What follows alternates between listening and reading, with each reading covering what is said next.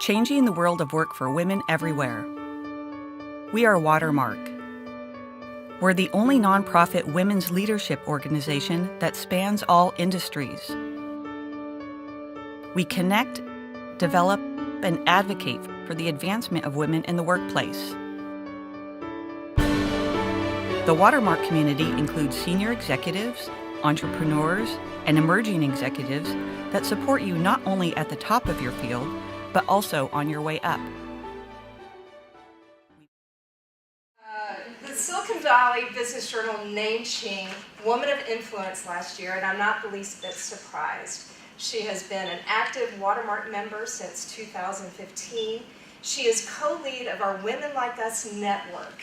And under her leadership and her co-chair, Heather Drahan, that group has doubled.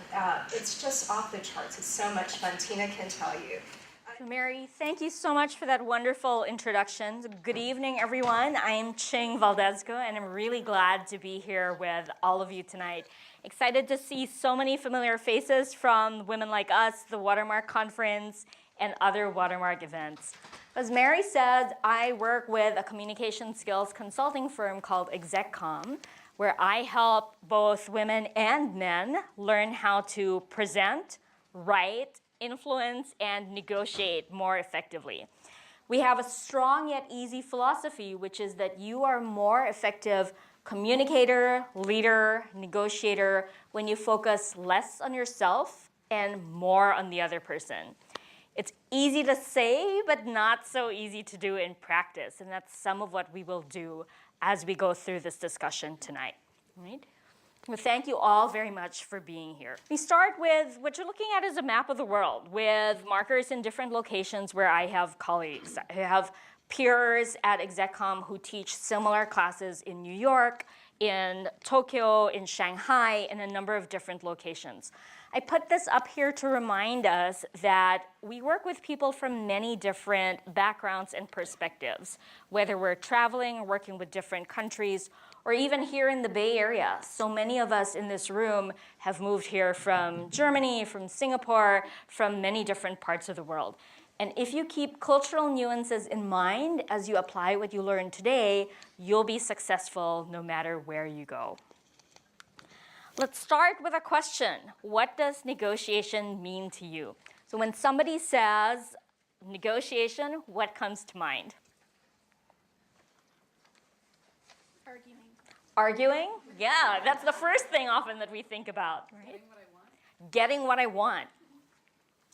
Middle ground. Middle ground, right? Finding a compromise. Win-win. Win-win. That's the model that many of us have been taught to work towards.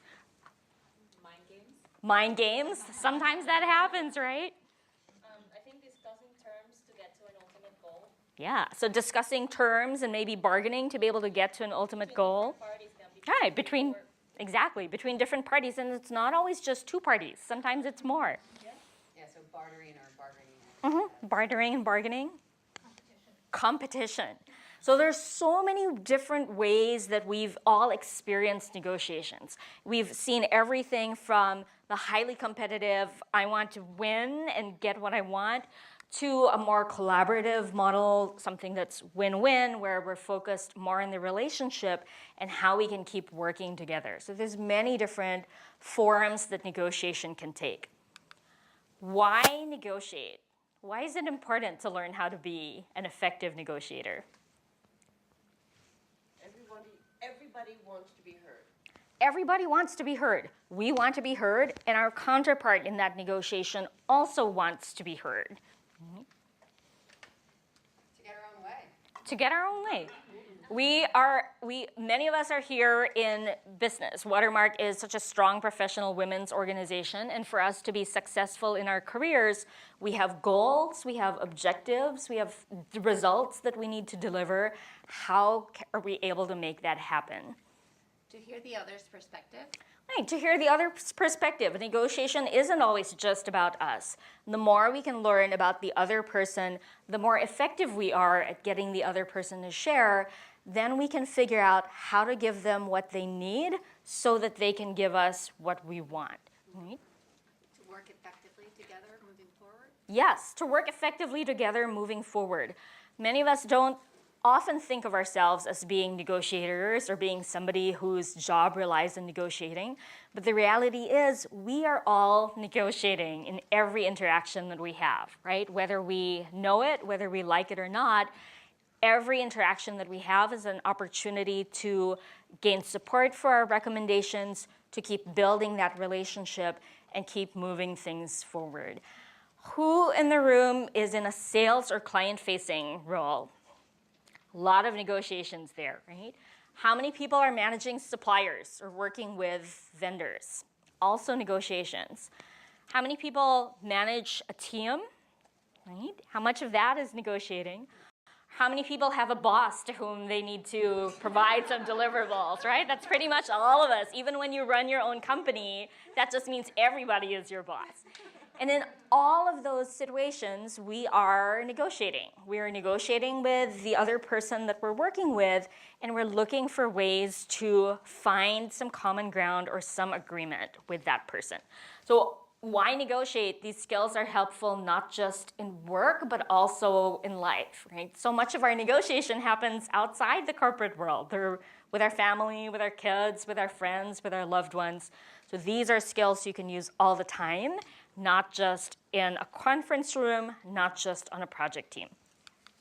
So our agenda for today, you will learn negotiation concepts and techniques.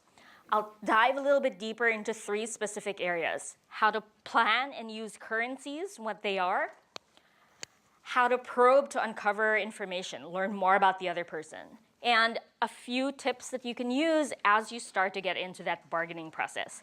Normally we teach this as a 1 or sometimes 2-day workshop, so it might feel in the space of an hour that we're only scratching the surface. So I want to leave you with the information that you need to go deeper if you want, and some resources where you can learn more if that's helpful. In front of each of you, there's a handout somewhere in the packet that's on your seats. You'll see a handout that looks like this. That's got space for you to write in some of the exercises that we're going to do in just a moment. And if you'll flip over to the next page where it says Negotiation Skills Checklist, you'll see a list of reminders that will be helpful after today. But also at the very bottom of that page, you'll see a URL and a course code underneath where it says Easy Learn Online Course Content. What? Oh, if you don't have the handout, there should be a few over here, or try the seats behind you. Find a chair that does have a handout, because I want to make sure that you each get access to the notes. Who else is missing a handout and needs one? All right. Great.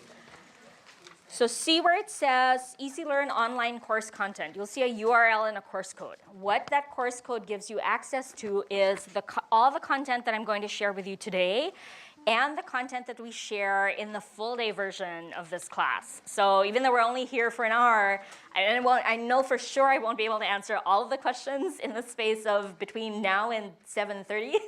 But you can go deeper if you want by accessing the content that's available to you online. What that also means is that although you're, of course, very welcome to take notes, don't feel that you have to, because you'll have the material available to you after today. So let's start with negotiation concepts and techniques. 3 approaches to negotiations. In negotiations theory, there's 3 different approaches that we look at. There's competitive negotiations, cooperative negotiations, and collaborative negotiations. What's the difference between each of these 3? The competitive negotiations are what we often fear when we're coming into an interaction. Somebody who is a hard negotiator, who's going to push, who wants to win as much as possible. And for people who are taking that competitive approach, sometimes it can feel like, for me to win, the other person has to lose. Right? It's a very confrontational way of negotiating. A cooperative negotiation is one that we hear about in a lot of the academic models, right? It's win-win.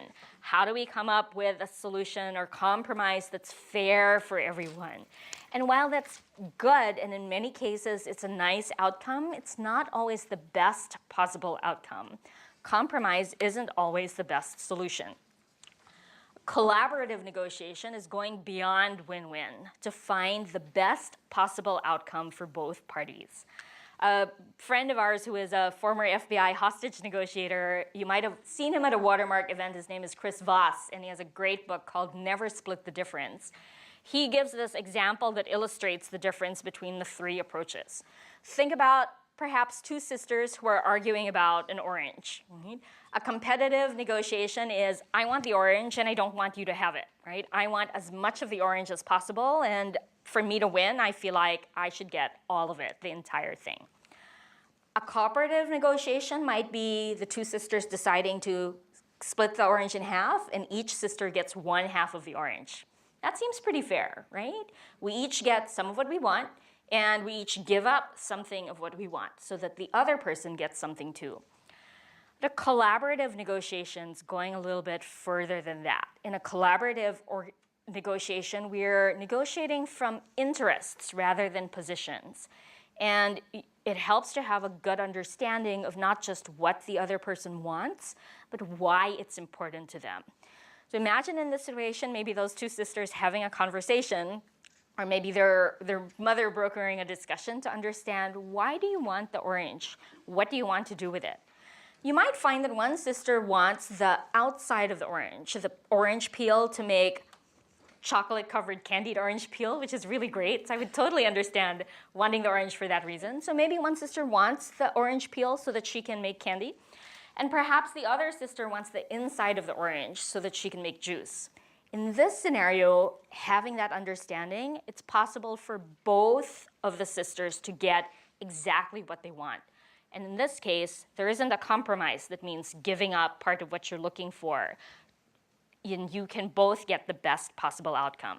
So wherever we can, that's the ideal that we would like to get. We can't always get to it in every negotiation, but when we can, it's a much more powerful outcome than just what we often think of as win-win. The 6 stages of negotiation. What's a process that you can use to help guide you through planning for your negotiations? First, strategize, right? Plan ahead. Before you go into the negotiation, know what you're looking for. Set the climate. You want to set a positive climate for your negotiation. Obtain information. We'll talk more about that in just a moment. State position, so share your position and your understanding of the other person's position. Bargain. This is what many times we think about when we're going into a negotiation. And then finally, ideally, getting to an agreement and being able to implement that agreement.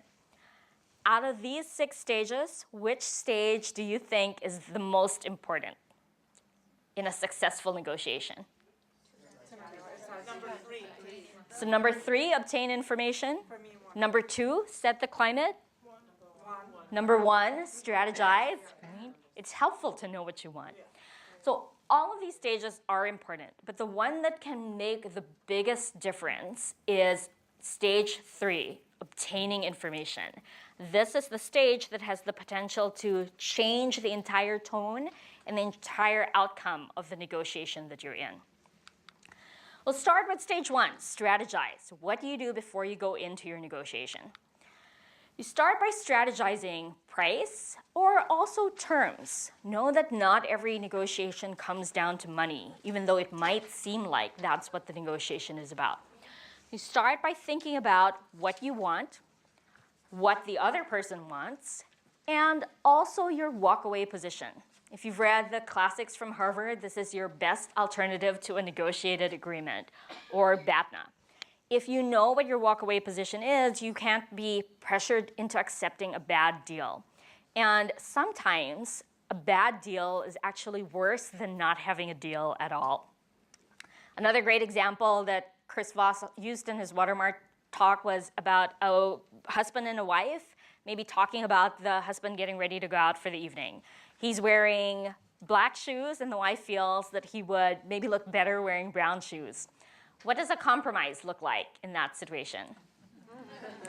Right? a bad deal, one black shoe and one brown shoe, is worse than either of the alternatives. So know that sometimes splitting things down the middle or reaching a bad agreement is actually worse than not reaching an agreement at all. So know your walkaway position, and that will help you from getting stuck in those types of situations. Next, identify your currencies. What are your currencies? Your currencies are your medium of exchange. These are things that you can trade, what you can exchange during the course of the negotiation. At the same time, you want to be mindful of existing conditions. These are things that you can't change. They're just facts about the situation. They might be benefits to you or the other person, but they can't be traded because they are what they are. If you take the example of somebody selling a house, the currencies might be offering to update the windows so that they're energy efficient, landscaping the property, or maybe applying a new coat of paint. These are currencies because the homeowner can offer to do them. They're not obligated to. Or the buyer can ask the homeowner to do them. Right? So they may or may not happen depending on what the two parties agree. Existing conditions, on the other hand, they're just facts. You can't change anything about them. So in this example of the house, existing conditions might be the house being in a good school district, or the house having a park nearby, or the size of the lot. Right? There's not much you can change about that once you already own the house. But depending on where the house is and the condition of the neighborhood, these are things that might make your house more attractive to certain types of buyers. So know your currencies and your existing conditions.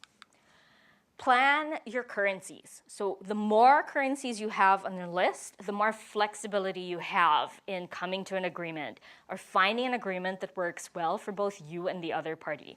So these are many times other things besides money. If you are thinking about applying for a new job, maybe negotiating a promotion, what are some of the things that might be your currencies? Your job title is a currency. The timing of when you start or when you're available. How much time off you take or when you might take it. The scope of your responsibilities, opportunities for professional development. And I'm sure you could all imagine, maybe you're talking to a company where the salary scale is pretty fixed and they can't do anything about salary because everybody has to be within this range. But your manager might have a budget for professional development and may be willing to support you to attend a conference that you're really interested in or come and take one of our classes. So these are things that you can negotiate that might come from a different bucket than salary where perhaps that manager's hands are tied. So the more you have on your list of things that you could potentially want, the higher likelihood that you might be able to get some of the things that you're looking for. And the more you have on your list of things that you could give the other person, then again, the more likelihood that you'll be able to give them something that they need so that they can give you something that you want. So planning your strategy, all of you have those handouts. Think about one situation that you're negotiating. So if you'll flip back to the very first page, think about one negotiation that you have coming up, one request you might be getting ready to make, one interaction that you have. What is that situation? What are you negotiating about, and who are you negotiating with? So take a moment to list down on that handout, what is that negotiation about, who is it with, and think about your objectives and currencies. What do you want out of that negotiation? And maybe one or two currencies that you have. So what are maybe two things that you want to ask for? And what are maybe two things that you can offer the other person, your counterpart in that negotiation? Well, let me give you a couple of minutes to do that now. So who would like to share a little bit about what is your next negotiation that you think might be coming up? And what are some of the currencies that you might ask for or that you might be able to offer?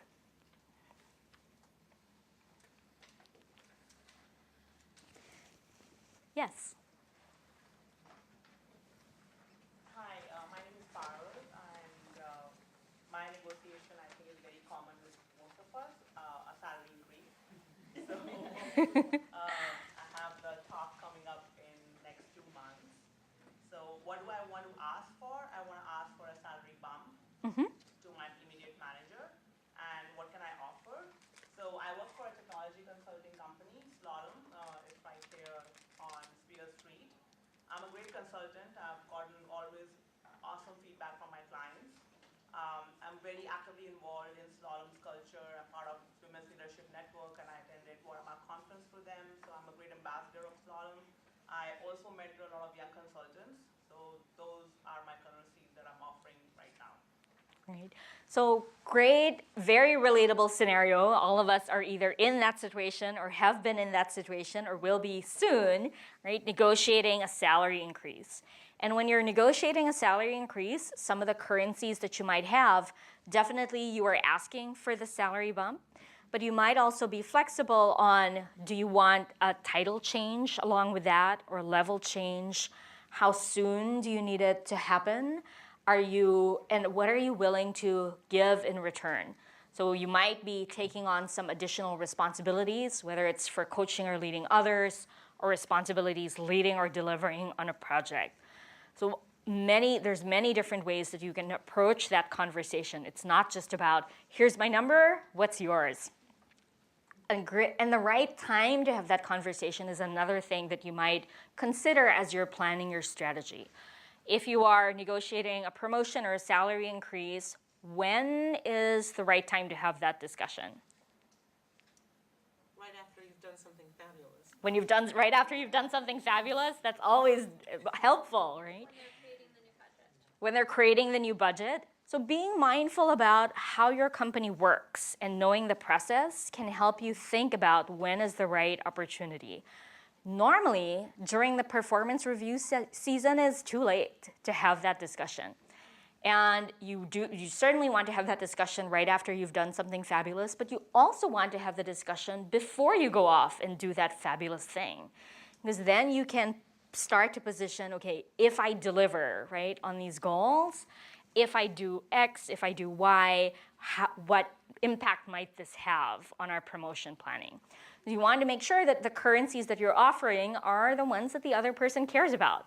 It might be that what we thought was a fabulous project is actually not high on your leadership team's priority list.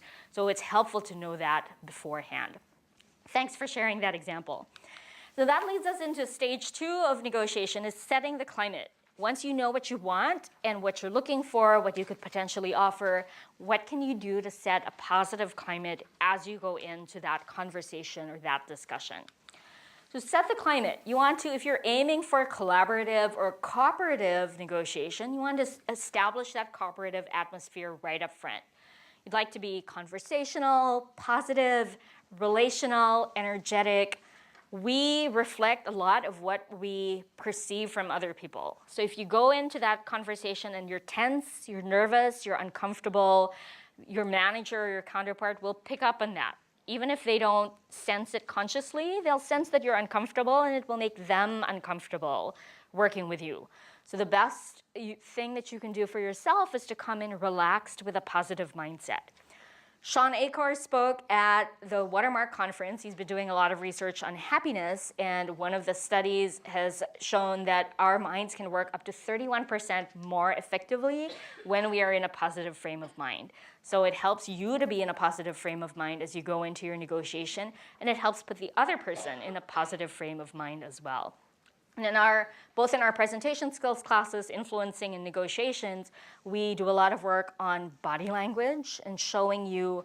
We'll record you, just like we're doing recording here, so that you can see how your body language looks and how other people might perceive you as you're having that conversation. You can do that very simply. If you're practicing on your own, just take your phone, ask a friend or a colleague to record you as you practice if it's a particularly critical conversation. Notice your body language, and how about you react to it if you imagine yourself sitting on the other side of the table.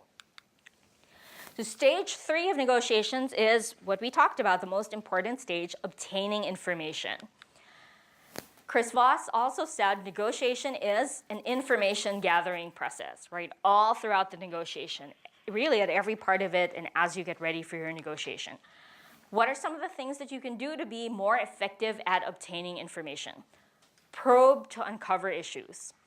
Do more asking and less telling. Sometimes when we go into a negotiation, we think, oh, we want to make sure that we tell the other person what we want, and we want to be heard. But if you go into a meeting and you're the only one who does any talking, you're going to leave that meeting without learning anything more than what you already knew when you walked in. So see how you can do more asking and less telling. If you're trying to influence somebody else, you'll be more effective the more you can get them to share and the more you can get them to talk.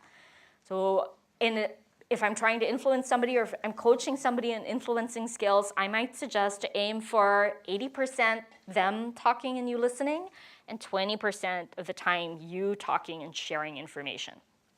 How do you encourage others to share in a conversation? Ask open-ended questions. So generally, these are questions that, for example, start with what or how.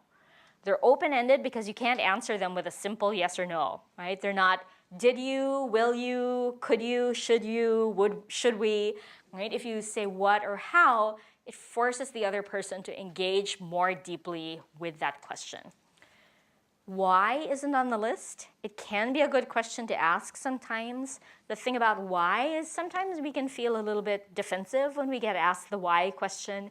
And again, it's not always something that happens consciously, but instead of asking why, I might ask what made you do that or what caused you to reach that decision, right? To ask it in a bit of a more neutral way. Tone, coming back to body language, tone is pretty important. I would not ask, why did you do that, right?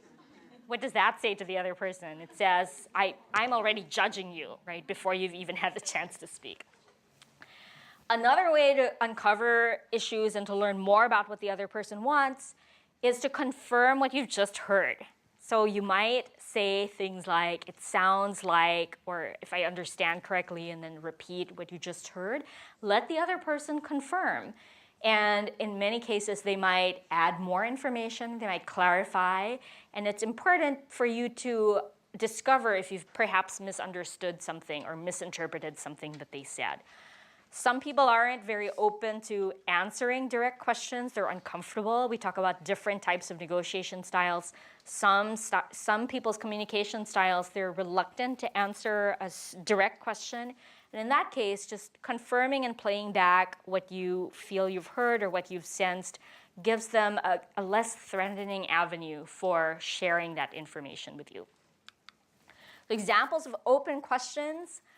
What are your concerns? How did you determine your price? It's a great one to ask both clients about their budget and vendors about the solution that they're offering. What makes this issue a priority for you? Right? It helps you understand more about why the other party wants what they want. And what would be helpful for you? Which is a great all-purpose question that can help you to learn more about the other person. When I am out of questions and I have no idea what to ask next, that's the one that I asked, right? What would be helpful for you, or what would be most helpful for you? Just because you ask that question doesn't obligate you to do whatever the other person says. So just because you said what would be most helpful for you, maybe they'll say 3 things that they would find helpful. Maybe you don't agree with 1 or 2. That's fine, don't do them. But perhaps you agree with the 3rd one, and that's something that you can do to then move the discussion and the interaction forward. I will ask, maybe Alyssa in the group, we've got these blue cards that serve as a great reminder of questions that you might ask when you're in an interaction. So I'll ask Alyssa to hand them out, and if you'll just pass them down to the others who are in your row. So on those cards, you'll see a set of questions that you might ask in your interactions. There'll be questions like, what would be helpful to you? Or would it be helpful if I do X? Would it be helpful if I do X is a more positive way, a more relatable way of making a recommendation or suggestion rather than saying, I think we should do this. Right? So if you put it in the form of the question, it allows the other person to feel that they have more control, and it makes them more likely to say yes to you and to agree. Focused listeners use you statements. We talked about confirming what you heard. So you statements begin with, it looks like you, or it seems like you feel, or it looks like budget is important to you, or it looks like schedule is important to you, right? These are ways of paraphrasing, summarizing, and just playing back what you heard, whether it's concerns or what the other person likes about what you've recommended. Again, This is a nice neutral way of making sure that you have the right information, correcting any misunderstandings, and building empathy and rapport, which many times that's what we're looking for in that interaction. We all have worked with at least one person in our lives and in our careers who just wanted to feel that you understood them, right? They might come on really strong and wanting to get their way, but once they see that you get where they're coming from, then they're happy to trust you to make the right decision. If you can get to that sort of breakthrough, that comes from empathy and building rapport. And that empathy is not you telling the other person, I understand you. It's you reflecting what you understood in the same way that they might share that thought or share that concern, and them saying, yes, that's right, you get it. So our exercise, again, going back to that next negotiation scenario that you think you might have. What questions might you ask in that scenario? And how can you learn more about what your counterpart values? So just take a moment to think about what's one or two open-ended questions. I'll leave this example up here. What's one or two open-ended questions that you might ask in your next negotiation to help you learn a little bit more about the other person and what is truly important to them?